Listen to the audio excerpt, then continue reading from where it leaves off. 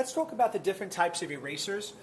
There are so many different kinds of erasers. Most of you are familiar with the pink pearl erasers. There's the white pearl erasers, and there's also the knead erasers. Knead erasers are probably the best one to use. I'm going to show you a little quick demonstration on that. I have here a blank piece of paper. What I'm going to do is I'm going to take the pink pearl, and I'm just going to erase. It's a blank piece of paper, but I'm going to erase the area. So I'm coming in here, and I'm just erasing on top of the area. Take that, and I get all the scraps. Now I take the white pearl eraser, and I do the same thing below it. And all I'm doing is erasing the page. There's really nothing on it, but I'm going to show you the effects of different erasers. I wipe that off, and then I come to the knead eraser. And when I do the knead eraser, notice how there's not a lot of the shavings. You really don't get that with the knead eraser. And I'm doing the same thing, keeping equal amounts of pressure on all three of the erasers. So over here I had the pink pearl, I had the white pearl, and I have the kneaded eraser. Now, if you go back to some of the previous videos where I talked to you about value, I have some graphite on here, but I also have this tube of graphite. This is basically like shaving off the graphite into an area. So I'm just going to take this and I'm just going to wipe this on top.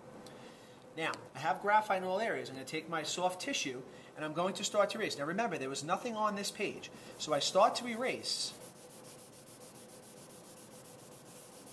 I start to go over this area. And what happens here is you'll notice, if you look at the page here, even though there was nothing on the page, this was the pink pearl. When I erased it, there's a residue that's left behind that the graphite can't cover. Even worse with the white pearl one is I look over here and you can see exactly where I did just the eraser. But now go down into this area here.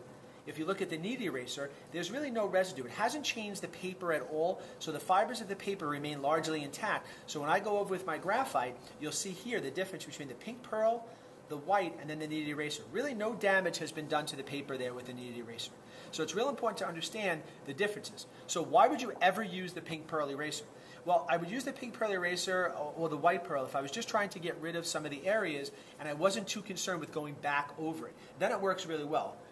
So if I come over here and I just want to get rid of some of the areas, and it's a technique we use in the drawing, is to go back in and erase some of the areas so I have the light area there, so I pull out some of that graphite. If I'm doing highlights in hair or something like that, then I certainly would use that.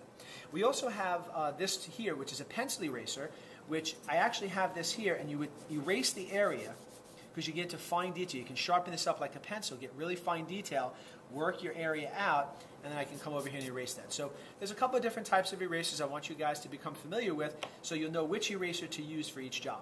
This is not a piece of clay. You don't make little monkeys out of it and little animals and go, oh, look what I made, a goose. It doesn't work that way. Please do not take this and tear it in half and just leave it like that. So the idea is, once you have this, you erase, you take your kneaded eraser, you stretch it, and you refold it over, and it becomes clean again. And that's really important to understand.